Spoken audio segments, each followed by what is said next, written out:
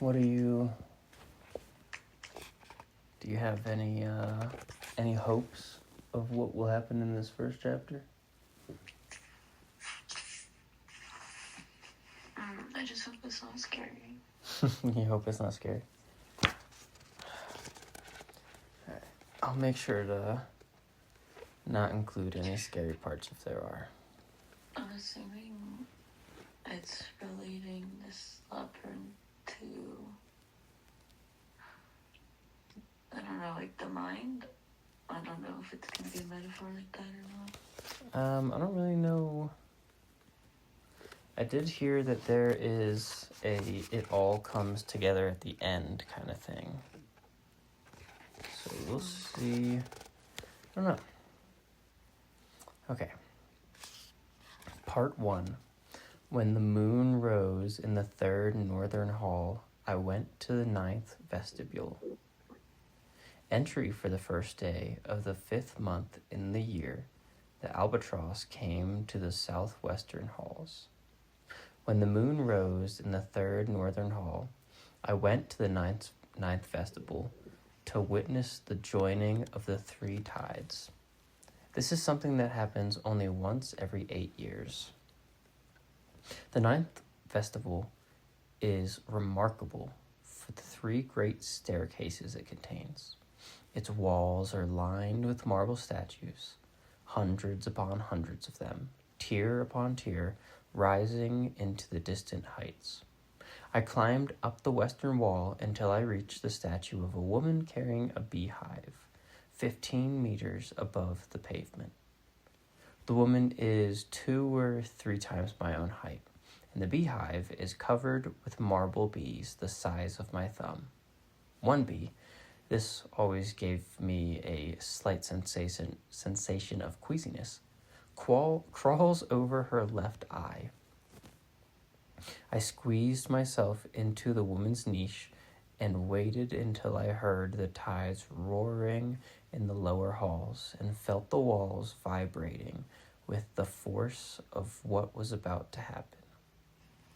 First came the tide from the far eastern halls. This tide ascended the easternmost staircase without violence. It had no color to speak of, and its waters were no more than ankle deep. It spread a gray mirror across the pavement, the surface of which was marbled with streaks of milky foam. Next came the tide from the western halls. This tide thundered up the westernmost staircase and hit the eastern wall with a great clap, making all the statues tremble.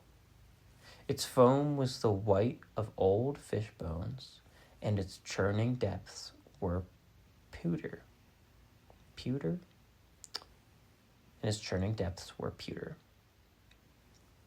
Within seconds, its waters were as high as the waists of the first tier of statues.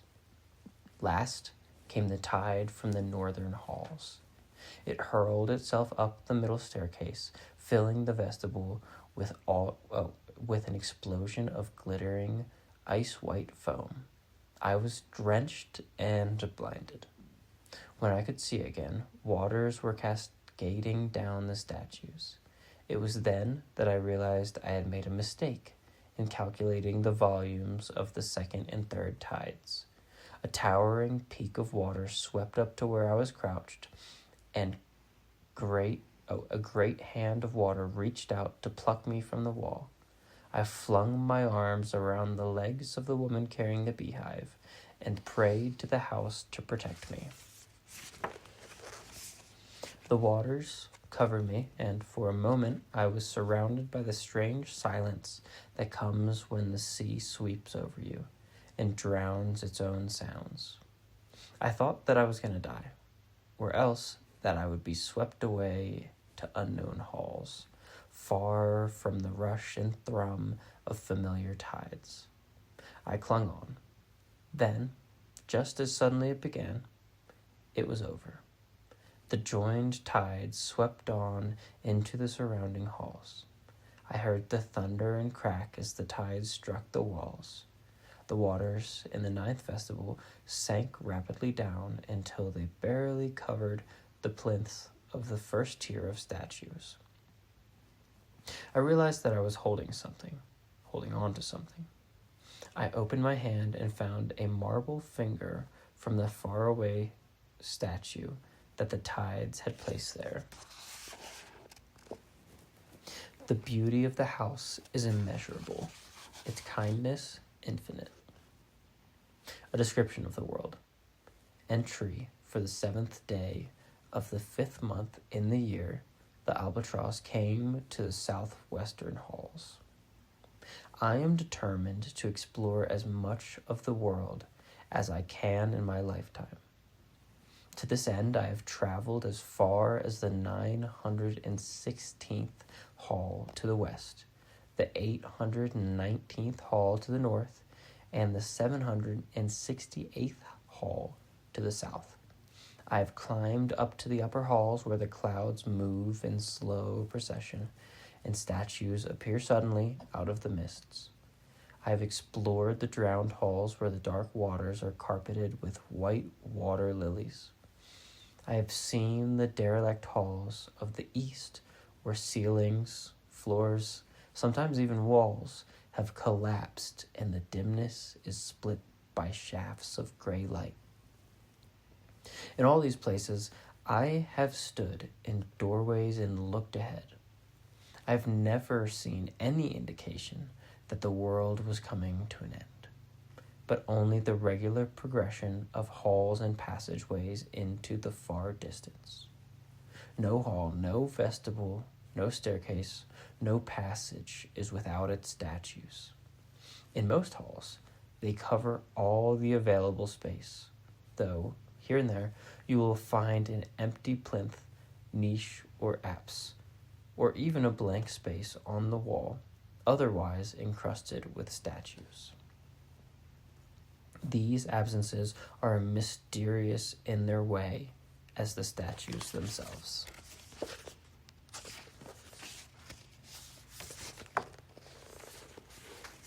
What are we thinking so far? Oh, are you already asleep?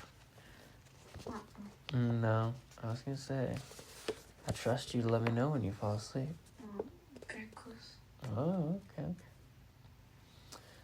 I have observed that while the statues of a particular hall are more or less uniform in size, there is considerable variation between halls. In some places, the figures are 2 or 3 times the height of a human being. In others, more or less life-size, and in yet others, only reach as high as my shoulder. The drowned halls contain statues that are gigantic, 15 to 20 meters high, but they are the only exception. I have begun a catalog in which I intend to record the position, size, and subject of each statue, and any other points of interest. So far, I have completed the first and second southwestern halls and am engaging on the third. The enormity of this task sometimes makes me feel a little dizzy, but as a scientist and an explorer, I have a duty to bear. Witness to the splendors of the world. The windows of the house look out upon great courtyards, barren, empty places paved with stone. The courtyards are generally 4-sided, although now and then you will come upon one with 6 sides, or 8, or even, these are rather strange and gloomy, only 3. Outside the house, there are only the celestial objects, the sun, the moon, and the stars. The house has 3 levels. The lower halls are the domain of the tides. Their windows, when seen from across a courtyard, are gray-green with the restless waters and white with a spatter of foam. The lower halls provide nourishment in the form of fish, crustaceans, and sea vegetation. The upper halls are, as I have said, the domain of the clouds, with windows that are gray-white and misty. Sometimes you will see a whole line of windows suddenly illuminated by a flash of lightning.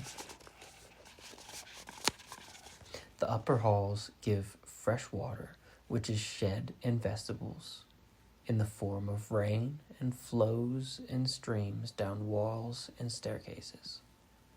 Between these two, largely uninhabitable levels, are the middle halls, which are the domain of birds and of men.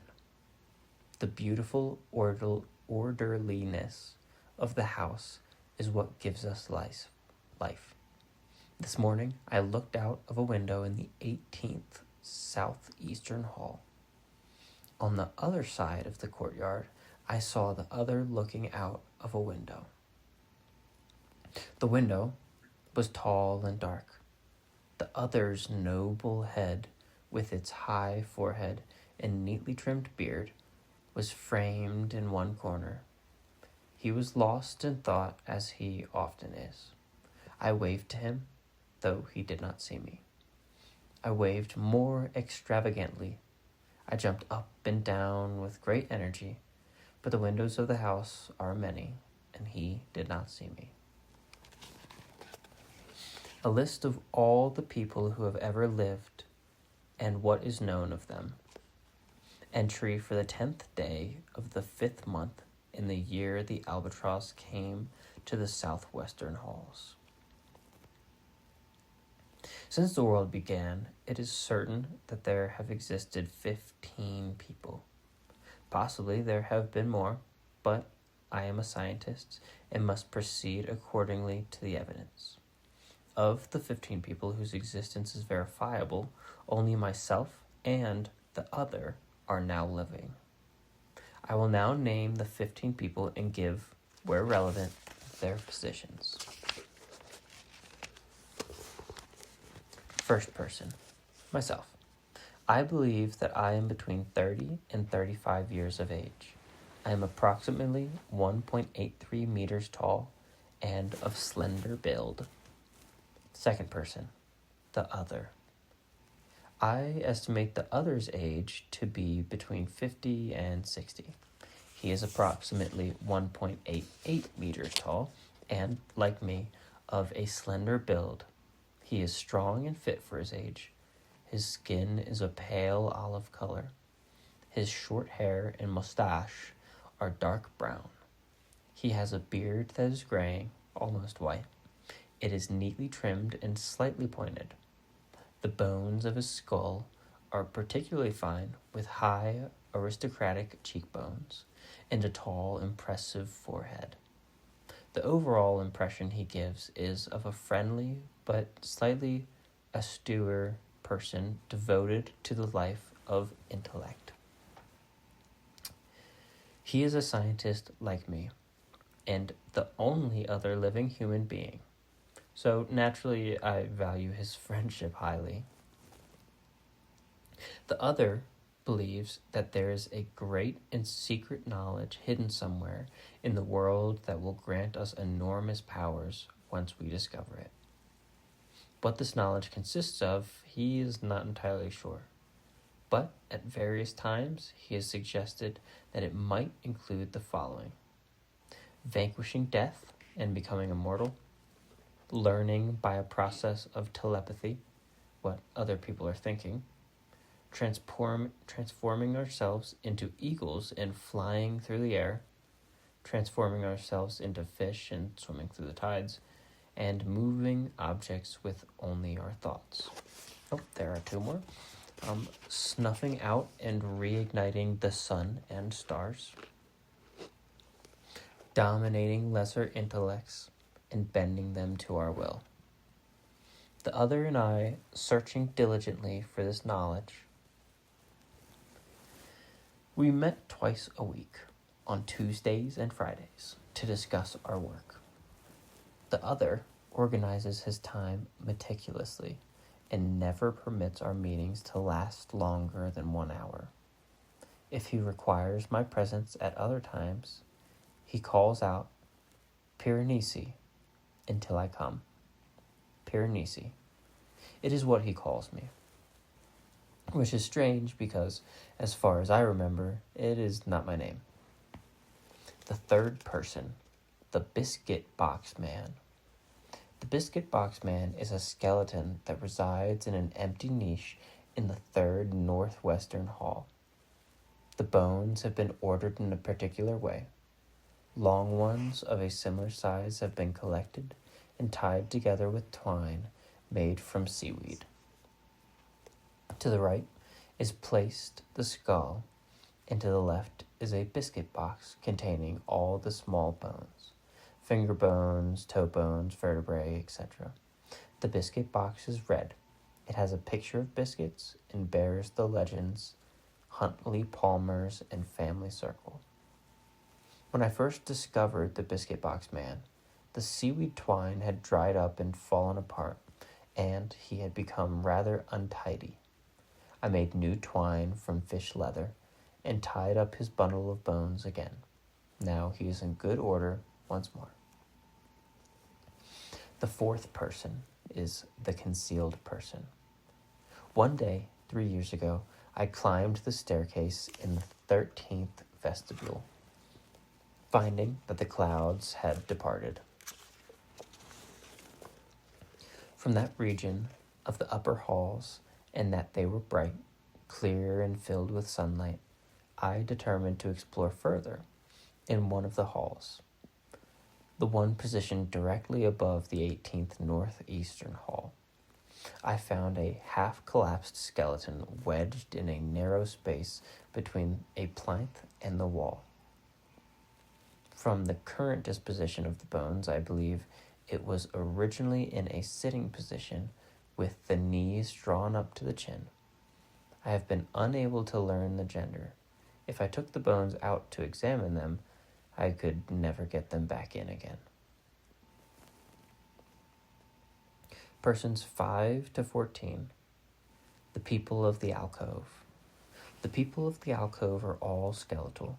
Their bones are laid side by side on an empty plinth in the northernmost alcove of the 14th southwestern hall. I tentatively identified 3 skeletons as female and 3 as male, and there are 4 whose gender I cannot determine with any certainty. One of these I have named the Fish Leather Man. The skeleton of the Fish Leather Man is incomplete, and many of the bones are much worn away by the tides. Some are scarcely more than little pebbles of bone. There are small holes bored in the ends of some of them and fragments of fish leather. From this I draw several conclusions. The skeleton of the Fish Leather Man is older than the others. The skeleton of the Fish Leather Man was once displayed differently, its bones threaded together with thongs of fish leather, but over time the leather decayed. Or third, the people who came after the Fish Leather Man, presumably the people of the alcove, held human life in such reverence that they patiently collected his bones and laid him with their own dead. Question: when I feel myself about to die, ought I to go and lie down with the people of the alcove? There is, I estimate, space for 4 more adults, though I am a young man, and the day of my death is, I hope, some ways off. I have given this matter some thought. Another skeleton lies next to the people of the alcove, though this does not count as one of the people who have lived. It is the remains of a century approximately 50 centimeters long. It is the remains of a creature approximately 50 centimeters long, and with a tail the same length of its body. I have compared the bones to the different kinds of creatures that are portrayed in the statues, and I believe them to belong to a monkey. I have never seen a live monkey in the house. The 15th person, the folded up child. The folded up child is a skeleton. I believe it to be female and approximately 7 years of age. She is posed on an empty plinth in the 6th southeastern hall. Her knees are drawn up to her chin, her arms clasp her knees, her head is bowed down. There's a necklace of coral beads and fish bones around her neck. I have given a great deal of thought to this child's relationship to me. There are living in this world, as I have already explained, only myself and the other, and we are both male. How will the world have an inhabitant when we are dead? It is my belief that the world, or if you will, the house, since the two are all practical purposes identical, wishes an inhabitant for itself, to be a witness to its beauty and the recipient of its mercies. I have postulated that the house intended the folded up child to be my wife. Only something happened to prevent it. Ever since I had this thought, it has seemed only right to share with her what I have had. I visit all the dead, but particularly the folded up child. I bring them food, water, and water lilies from the drowned halls. I speak to them, telling them what I have been doing, and describe any wonders that I have seen in this house. In this way, they know that they are not alone. Only I do this, the other does not. As far as I know, he has no religious practices. The 16th person. And you, who are you? Who is it that I am writing this for? Are you a traveler who has cheated tides and crossed broken floors and derelict stairs to reach these halls? Or are you perhaps someone who inhabits my halls long after I am dead? My journals. Entry for the 17th day of the fifth month in the year the albatross came to the southwestern halls. I write down what I observe in my notebooks. I do this for 2 reasons. The first is that the writing inculcates habits of precision and carefulness. The second is to preserve whatever knowledge I possess for you, the 16th person. I keep my notebooks in a brown leather messenger bag. The bag is generally stored in a hollow place behind the statue of an angel caught on a rose bush in the northeastern corner of a second northern hall. This is also where I keep my watch, which I need on Tuesdays and Fridays when I go to meet the other at 10 o'clock. On other days, I try not to carry my watch for fear that seawater will get inside and damage the mechanism. One of my notebooks is my table of tides. In it, I set down the times and volumes of high and low tides and make calculations of the tides to come. Another notebook is my catalog of statues. In the others, I keep my journal in which I write my thoughts and memories to make a record of my days. So far, my journal has filled 9 notebooks. This is the 10th. All are numbered, and most are labeled with the dates to which they refer. Number 1 is labeled December 2011 to June 2012. Number 2 is labeled June 2012 to November 2012. And number 3 was originally labeled November 2012, but this has been crossed out at some point and relabeled 13th day in the 12th month in the year of weeping and wailing to the 4th day of the 7th month in the year I discovered the coral halls. Both number 2 and number 3 have gaps where pages have been violently removed. I have puzzled over the reasons for this and tried to imagine who might have done it, but as yet have reached no conclusion. Number 4 is labeled 10th day of the 7th month in the year I discovered the coral halls, to the 9th day of the 4th month in the year I named the constellations. Spooky, somebody ripped out his pages of the book. Number 5 is labeled 15th day of the 4th month in the year I named the constellations, to the 13th day of the 9th month in the year I counted and named the dead. Number 6 is labeled 1st day of the 10th month in the year I counted and named the dead, to the 14th day of the 2nd month in the year that the ceilings in the 20th and 21st northeastern halls collapsed.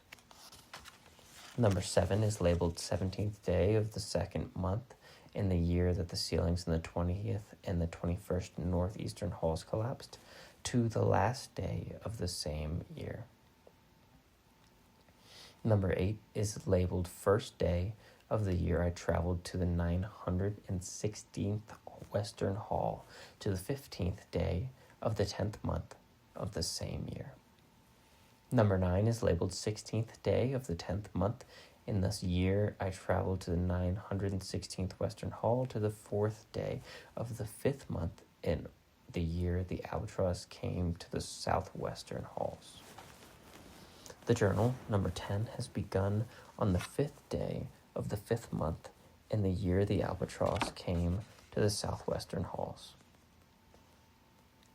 One of the drawbacks of keeping a journal is the difficulty in finding important entries again, and so it is my practice to use one notebook as an index to all the others. In this notebook, I have allocated a certain number of pages to each letter of the alphabet. More pages for common letters such as A and C, fewer letters that occur less frequently, for example Q and X. Under each letter I list entries by subject and where in my journals they are found. Reading over what I've just written, I've realized something. I've used 2 systems to number the years. How could I have not noticed this? I am guilty of bad practice. Only one system of numbering is needed. 2 introduces confusion, uncertainty, doubt, and muddle, and is aesthetically unpleasing. In accordance to the first system, I have named 2 years, 2011 and 2012. This strikes me as deeply pedestrian. Also, I cannot remember what happened 2,000 years ago, which made me think that year a good starting point. According to the second system, I have given the years names, like the year I named the constellations and the year I counted and named the dead. I like this much more. It gives each year a character of its own. This is the system I shall use moving forward. Statues. Entry for the 18th day of the 5th month in the year the albatross came to the southwestern walls. There are some statues that I love more than the rest. The woman carrying a beehive is one. Another, perhaps the statue that I love above all others, stands at a door between the 5th and 4th northwestern halls. It is the statue of a faun, a creature half man and half goat, with a head of exuberant curls. He smiles slightly and presses his forefinger to his lips. I have always felt that he meant to tell me something, or perhaps warn me of something.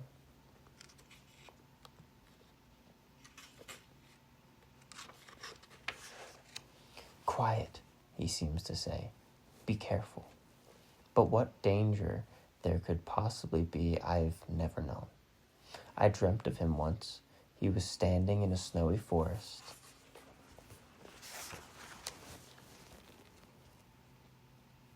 I lost my spot. He was standing in a snowy forest and speaking to a female child. The statue of a gorilla that stands in the 5th northern hall always catches my eye. He is depicted squatting on his lower limbs, leaning forward and propping himself up on his powerful arms and fists. His face fascinates me. His great brow overshadows his eyes, and in a human person, this expression would be called a scowl. But in the gorilla, it seems to mean the exact opposite. He represents many things, among them peace, tranquility, strength, and endurance. There are many others that I love. The young boy playing with cymbals, the elephant carrying a castle, the 2 kings playing chess. The last I will mention is not exactly a favorite, rather it is a statue, or to be more exact, a pair of statues that never fail to arrest my attention whenever I see it. The 2 statues flank the eastern door of the first western hall. They are approximately 6 meters tall and have 2 unusual features. Firstly, they are much larger than the other statues in the first western hall. Secondly, they are incomplete. Their trunks emerge from the wall at their waists. Their arms reach back to push mightily. Their muscles swell with the effort, and their faces are contorted.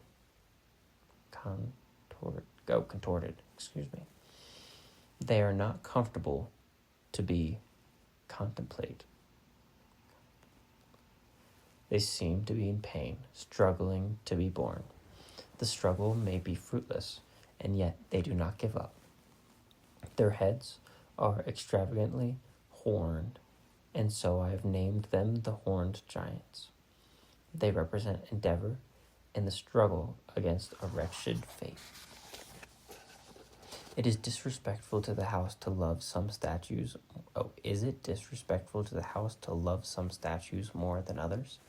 I sometimes ask myself this question. It is my belief that the house itself loves and blesses equally everything that it has created. Should I try to do the same? Yet, at the same time, I can see that it is the nature of men to prefer one thing to another, to find one thing more meaningful than another. Do trees exist? Entry for the 19th day of the 5th month in the year the albatross came to the southwestern halls. Many things are unknown. Once, it was about 6 or 7 months ago, I saw a bright yellow speck floating on a gentle tide beneath the 4th western hall. Not understanding what it could be, I waded out into the waters and caught it. It was a leaf, very beautiful, with 2 sides curving to a point at each end. Of course, it is possible that it was part of a type of sea vegetation that I have never seen, but I am doubtful. The texture seemed all wrong. Its surface repelled water, like something meant to live in air. And that was part 1 of Piranesi by Susan Clark.